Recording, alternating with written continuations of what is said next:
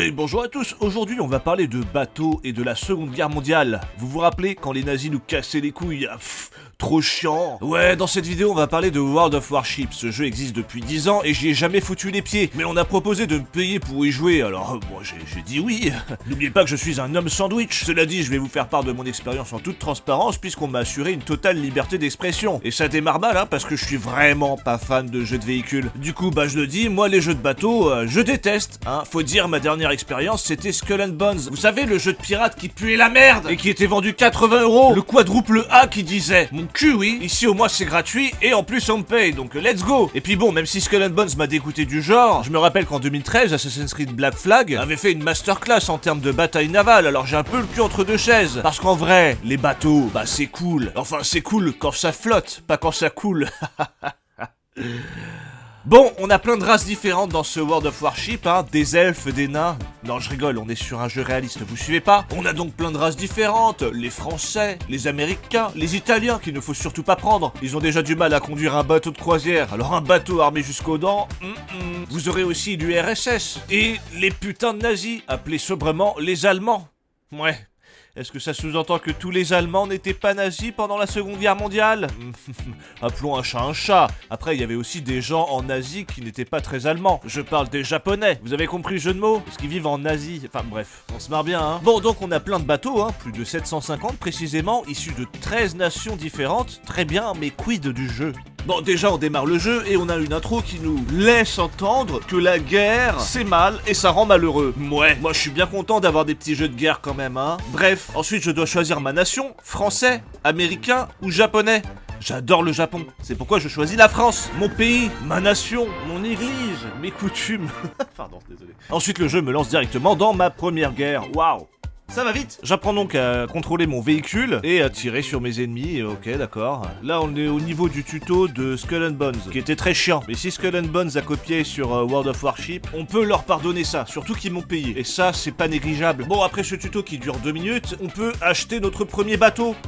Très bien. Bon, évidemment, on est qu'au début, et la seule chose que j'ai de disponible, ce sont mes canons principaux et la capacité de guérir d'un incendie ou d'une inondation. J'enchaîne les parties, et pendant les temps de chargement, le jeu me donne des conseils de zinzin. Lorsqu'un navire n'a plus de points de vie, il est détruit. Merci les gars, vraiment. Ensuite, j'ai compris que ce jeu-là, c'était qu'une histoire de pré-shot. C'est toucher-couler en temps réel, et surtout, j'ai appris à zoomer, ce qui permet de m'aider un peu mieux à pré-shot, on va pas se mentir. Au fur et à mesure du jeu, je débloque des navires un peu plus énervés, et surtout un peu plus complexes à manœuvrer. Parce que là, bon, mes rafios de merde tout rouillés, ça va 30 secondes. Parce que là, j'ai débloqué un truc bien plus cool, les torpilles. Oh, les torpilles, quel régal. Là, on s'amuse. Oh, quand tu vois tes 4 torpilles, que t'as pré-shot à 4 km, je dirigeais tout droit vers l'ennemi, suivi d'une belle explosion et de la voix off qui dit que t'as détruit un cuirassé. Destroyer ennemi pulvérisé. Oh, ça régale. Non mais regardez-moi ces torpilles de salopard. Et c'est d'autant plus grisant de slalomer entre les torpilles ennemies. Et ouais les gars, mon navire a l'agilité d'un chat.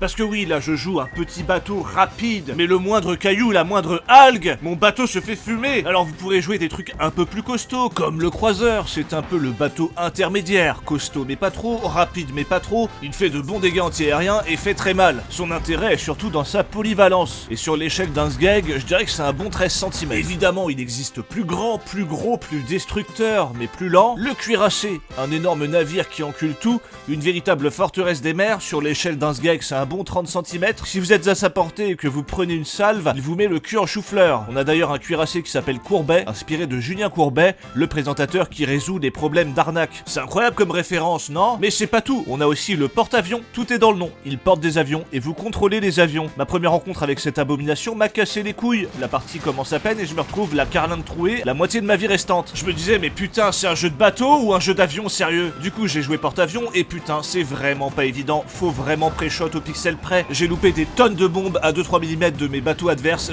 Ça me fait péter un plomb. J'ai détesté. Autre spécificité, faut qu'ils restent en arrière comme des gros lâches à balancer ces moustiques contre Donut Destroyer. Bref, je déteste les rencontrer et je déteste les jouer. Les porte-avions qu'ils aillent se faire foutre. Sur l'échelle d'un Sgeg, c'est un bon 4 cm. Mais c'est pas fini car vous avez aussi des sous-marins. Alors j'ai pas joué du tout les sous-marins et je les subis pas trop. Ils sont juste chiants avec leur sonar car ils peuvent diriger les torpilles vers vous plus facilement. Et ça casse les couilles. Sur l'échelle du Sgeg, je leur mets un bon 8 cm, car au moins ils viennent au contact, pas comme ces merdes de porte-avions. En vrai, pour un jeu de bateau, c'est quand même assez diversifié. On est loin du très chiant Skull and Bones, d'autant qu'on a des missions à faire tous les jours, et notamment des campagnes qui permettent de donner une bonne raison d'enchaîner les missions. Ça donne un petit fil rouge sympatoche, quoi. Cela dit, il faut quand même qu'on parle de l'aspect économique du jeu, hein. Alors, c'est un jeu qui récompense, hein, quand on y joue tous les jours, rien à dire là-dessus, ça fidélise, on a des cargaisons qu'on ouvre avec des cadeaux au hasard, de l'XP, des pavillons qui donnent des bonus, des thunes, du charbon et parfois même des bateaux. Par contre, quand vous mettez le nez dans l'armurerie, alors là, clairement c'est le menu pour dépenser vos thunes. On peut par exemple acheter 50 000 pièces d'or pour 162 €, sachant qu'une once d'or vaut 3 000 €, c'est pas mal. Malheureusement c'est virtuel, même si on peut acheter des bateaux virtuels, des lootbox virtuels. Alors, est-ce que ça vaut le coup ?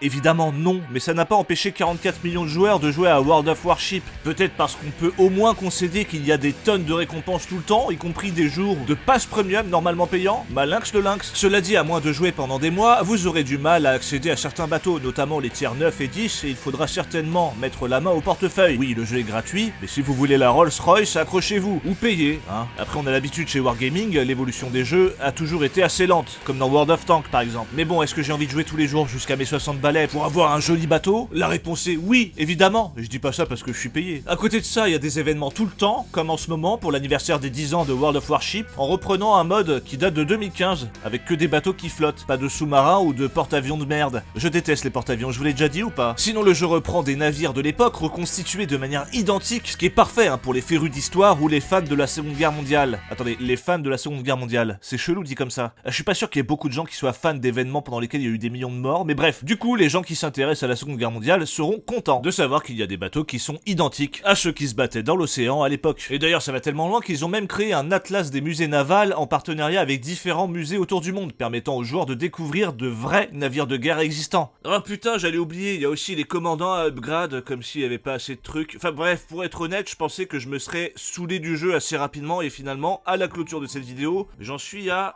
37 heures de jeu, en 5 jours. Voilà, donc bon, si comme moi vous avez un emploi du temps de chômeur, ce jeu va vous marabouter le cerveau, parce que il est vraiment addictif, hein, je rigole pas. Et en vrai, j'avoue que je m'attendais à du gros pay to win, alors que finalement, sans mettre de thunes, je m'en sortais déjà très bien. D'ailleurs, j'ai un ami que vous voyez dans mes vidéos, c'est lui là. Il joue à World of Warship depuis la bêta, il était accro à World of Tanks, donc c'est un habitué des jeux Wargaming. Ce qui lui a plu avant tout, c'est l'ambiance générale du jeu et le côté intuitif, même si au départ, il trouvait le gameplay trop simple et redondant, entre le tiers 1 et le tiers 3 précisément. Et ça, je suis plutôt d'accord, les premières games, c'est vraiment pour se faire les dents. Mais dès que les spécialisations arrivent, ça devient un peu plus kiffant. Il aime particulièrement jouer les destroyers, c'est les bateaux petits et rapides, comme son Sgeg. Non, je rigole, il a une énorme bite. Puis bon, ce qui est bien avec les destroyers, c'est que tu vas vite au front, tu tues ce que tu peux, et quand tu meurs, tu peux aller faire autre chose en attendant la fin de la partie. Enfin voilà, je m'attendais vraiment à un jeu de merde pay to win, je pensais vraiment y jouer très peu et me casser avec le chèque, mais finalement, j'y ai passé quand même 37 heures. On est plus sur un jeu de bateau tactique au demeurant lent mais efficace, c'est littéralement toucher-couler en temps réel, et je m'attendais pas du tout à ça. Enfin voilà, si vous voulez l'essayer, vous avez le lien en description. Évidemment, le jeu est gratos, contrairement à ma dignité de vendu. Ah oui, j'ai oublié, vous avez un code d'invitation, X Voyage. Ça vous donne des récompenses dans le jeu. 20 jours de compte premium, un emplacement de port, un croiseur japonais, un commandant avec des points de compétence et plein d'autres trucs. Alors profitez-en, moi je vous fais des bisous, et je vous dis à la prochaine. Ciao.